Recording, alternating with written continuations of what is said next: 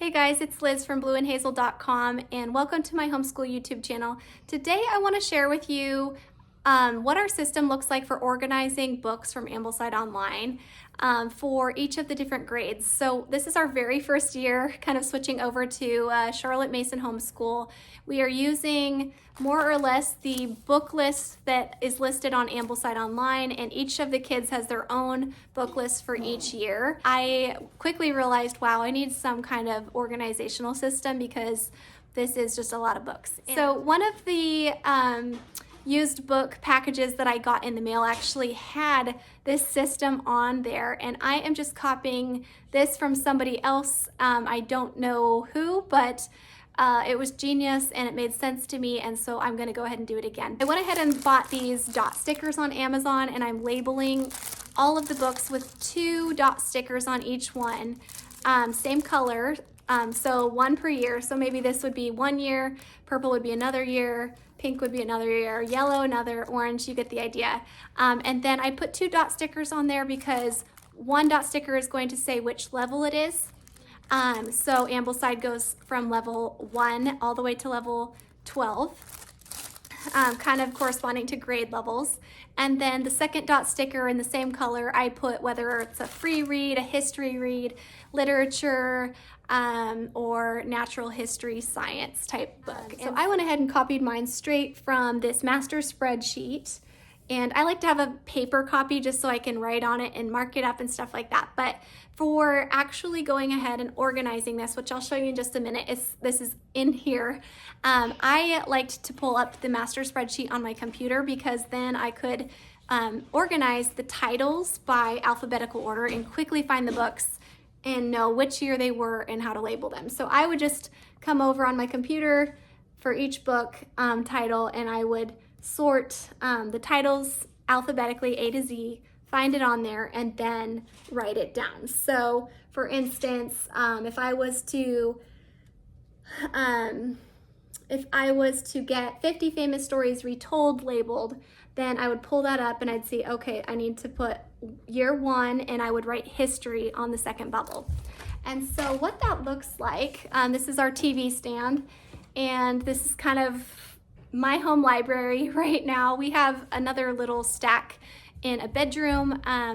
Prior to this year, we tried to really just use the library. I just felt like starting Ambleside Online would be really overwhelming for me with 3 kids on different levels to try to get the books at the correct time. And Ambleside Online is also a little bit unique in that it spreads books out over the entire 12-week term. And sometimes it'll spread books out longer than that. And so our library only gives us a book for like 3 weeks or something. And then if somebody else has requested it, then I have to bring it back. And I didn't want to have to deal with like having to bring it back in the middle of our schedule, basically. And so it was just worth it to me as a financial investment to buy these books. Now, I found a ton of these, most of these on Facebook buy and sell groups. So I will link some of those groups in the description. Most of the time I found these on super duper discount. A few of them are harder to find, and I did buy them new. But let's go ahead and take a look at what this looks like to have these dot stickers on there. Okay, so just as an example here, I've got just a stack of the year 1s. This is not all of the stack on year 1.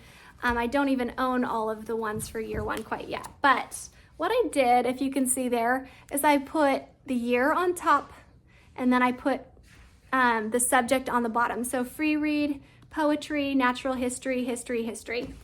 And what I do need to do this time around, and I wish I would have done this, I didn't think about it, is I need to go back through all of these dots and go ahead and put a clear piece of tape over the top, because these dot stickers over time are just not going to probably hold up the same way as if they had a piece of tape putting them down. So just to kind of save myself from having them peel off and flick off, I'll probably go back through and stick a piece of clear tape over the top. But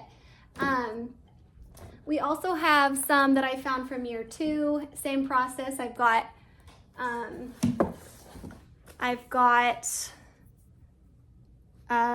number 2 as the top sticker there, and then I have free read, free read, free read, free read, natural history, science, free read.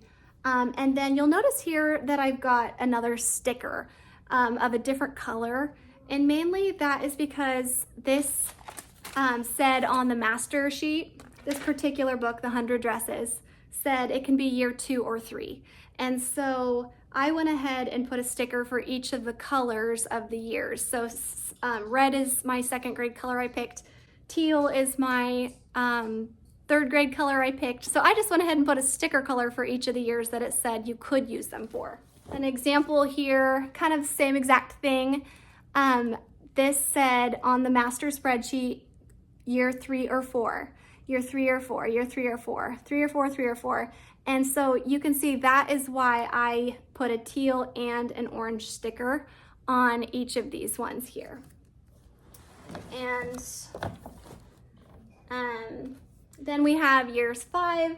I have books that I've collected from year 6. And now I wanted to show you what I did for some of the books that are used over and over again for like 5 or 6 years. A lot of the history books are like that on Ambleside Online.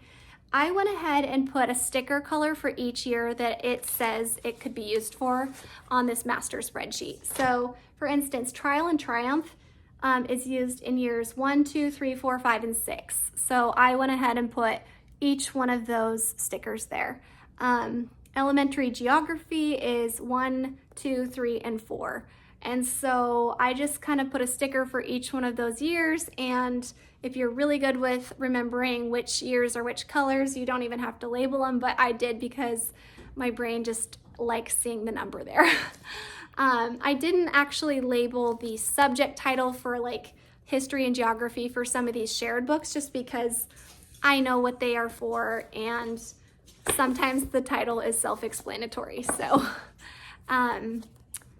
So that is how I chose to do kind of the organization for using dot stickers for all of those books. Now, we're going to actually be doing a little bit of a blend from Simply Charlotte Mason and Ambleside Online, and I don't think that this is going to be like the simplest way to do it, but at the same time, I really wanted to try to do their Bible history and geography curriculum.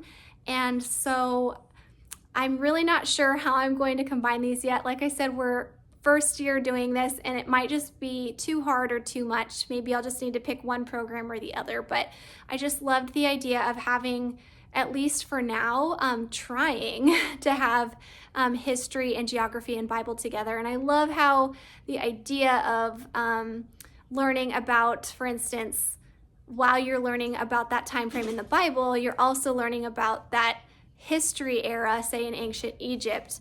And so my idea is that I will probably sprinkle in some Simply Charlotte Mason books, but I'm not going to label those by year. If it ends up being too much, we'll have to refine and probably pick one or the other. I'll probably make a different video for just like what that whole study looks like. I do have some of the books from that particular study. We're doing the Genesis through Deuteronomy study, and I have that in this stack too, but I don't know how we'll schedule that in or what from Ambleside Online I will take away yet. So. The very last thing that I still need to do, just for kind of helping my brain to compartmentalize some things, is I think I need a 1st grade basket, a 3rd grade basket, and a 4th grade basket where I can pull the books from just that term for each grade level and put them in the basket. So the kids know this is these are my books that I'm reading this term.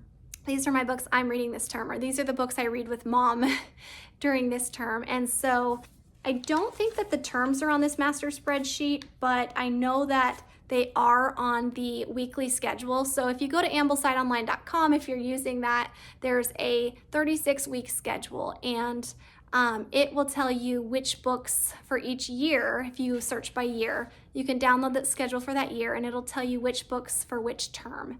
And so I'll probably just grab those particular ones, 12-week chunks of books, and then we won't have to come in and out of this humongo library. So that's the plan for now. I'd love to hear how you do it. If you have a bunch of books. How do you organize them? If you use Ambleside online, how do you organize your library?